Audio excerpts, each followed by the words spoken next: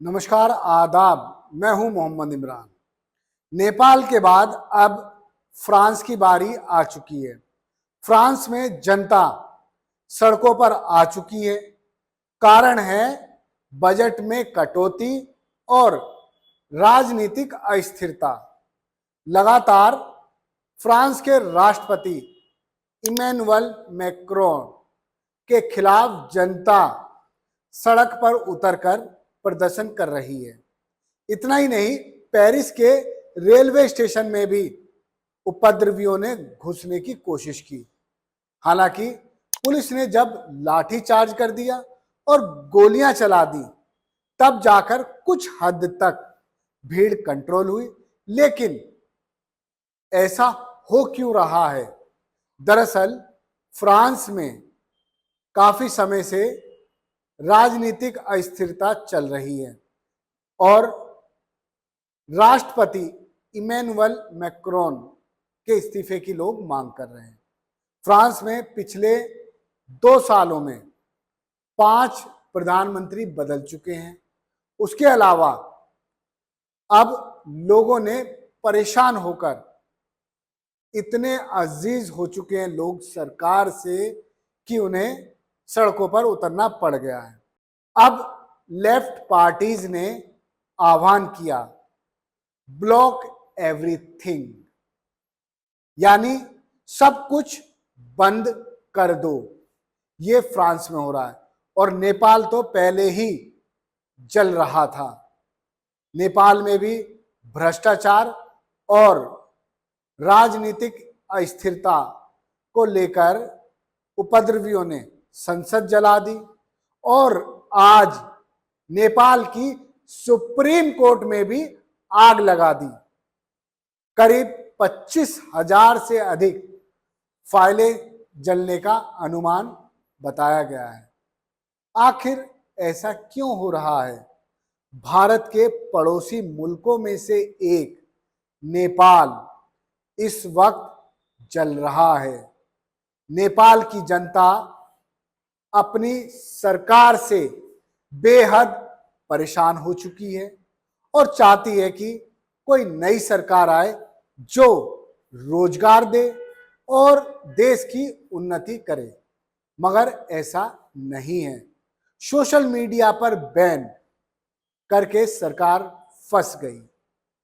लगातार Facebook, Instagram और अन्य सोशल मीडिया प्लेटफॉर्म्स पर नेपाल के प्रधानमंत्री ओली के खिलाफ अभियान चल रहा था।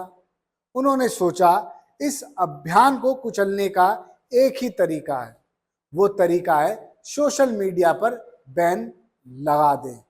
जैसे ही बैन लगाया, तुरंत लोगों ने रिएक्शन दे दिया। टिकटॉक ऐप को छोड़कर और सभी सोशल मीडिया प्लेटफॉर्म पर नेपाल सरकार ने रोक लगा दी, प्रतिबंध लगा दिया। उसके बाद जनता हो गई बेकाबू।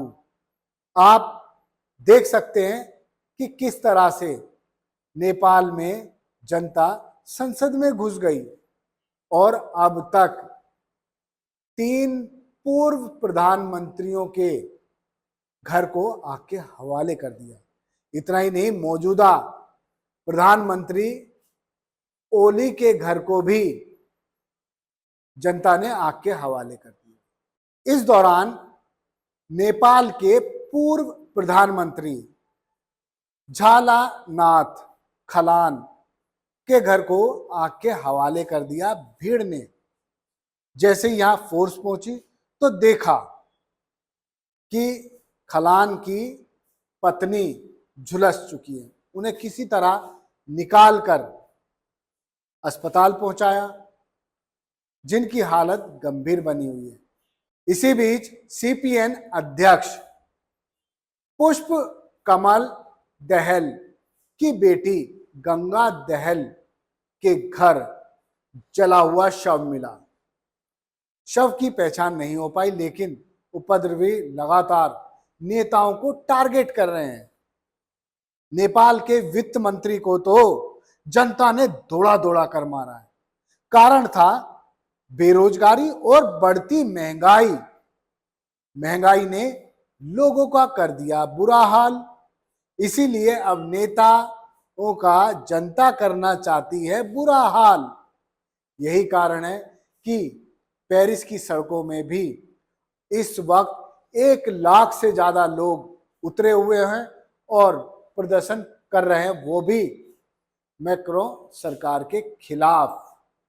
उनका यही कहना है कि सरकार ने बजट कटौती कर दी है और भ्रष्टाचार भी बढ़ गया है। लोगों का जो विकास होना चाहिए वो नहीं हो पा रहा है। अब आप देखिए, नेपाल जला और अब फ्रांस ब्लॉक दी एवरीथिंग। ये अभियान फ्रांस में चल चुका है। लेकिन मैं आपको बता दूं कि जो भारत के पड़ोसी मुल्क हैं, बांग्लादेश, म्यांमार, श्रीलंका, यहां भी जनता ने तख्ता पलट किया था। चलिए अब बताते हैं नेपाल में आखिर इतना उपद्रव क्यों मचा है और जनता ने क्यों कर दिया तख्ता पलट। दरअसल इसके पीछे कई कारण हैं। पहला कारण है सोशल मीडिया पर रोक। सोशल मीडिया आज की डेट में, चाहे नेपाल हो, चाहे भारत हो, चाहे कोई अन्य देश हो, सभी जगह जनता के लिए एक अहम प्लेटफॉर्म बन गया है। भारत में इंस्टाग्राम, फेसबुक, ट्विटर, यूट्यूब जैसे प्लेटफॉर्म पर लोग अपनी बात कह रहे हैं। उसके अलावा नेपाल में टिकटॉक तो चालू था, लेकिन और सभी ऐप बैन कर दी गई। उसके अलावा 4 साल में 3 बड़े घोटाले, 1-2 रुपये के नहीं, 1-2 करोड़ के नहीं, बल्कि कई सौ करोड़ रुपए के घोटाले नेपाल में सामने आए। उसके अलावा राजनीतिक अस्थिरता यानी पॉलिटिकल इनस्टेबिलिटी। जब किसी भी देश में राजनीतिक अस्थिरता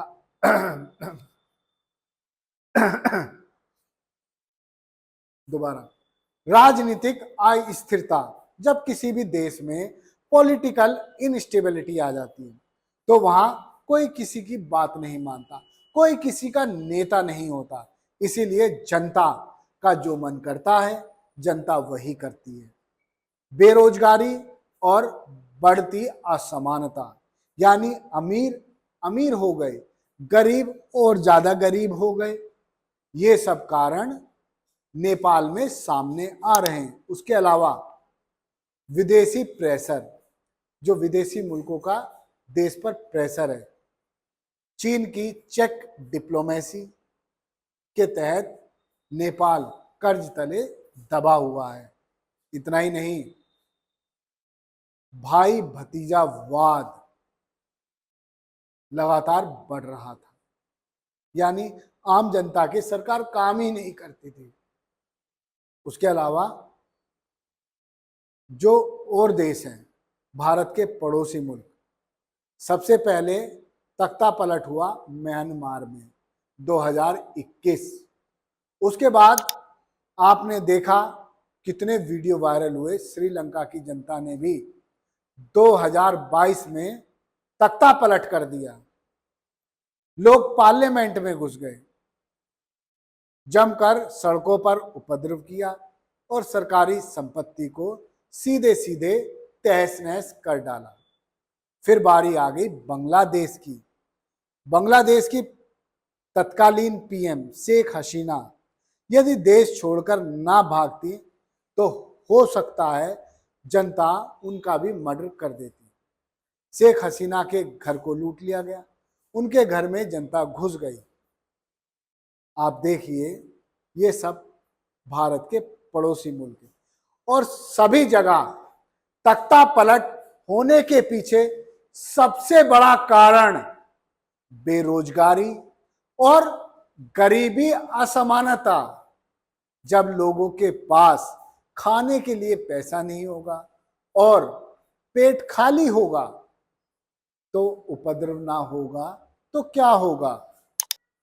आप सोच लीजिए कि कौन सा देश किस स्थिति में चल रहा है। क्या केवल हिंदू मुसलमान करके ही लोगों का पेट भरा जा सकता है?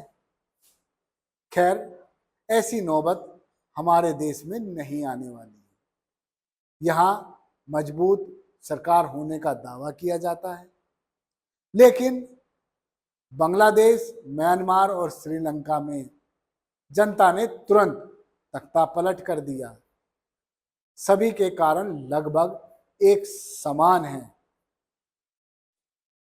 खैर, अब नेपाल के बाद एक बार फिर फ्रांस की बारी आ चुकी है। ऐसा नहीं कि भारत के पड़ोसी ही देशों में इनस्टेबिलिटी है, बल्कि दूसरे मुल्कों में भी अस्थिरता चरम पर है। धन्यवाद। देखते रहिए जय हिंद जनाब। चैनल को लाइक और सब्सक्राइब करना ना भूलें। हमारी खबरें आपको कैसी लग रही है कमेंट बॉक्स में कमेंट लिखें। जय हिंद।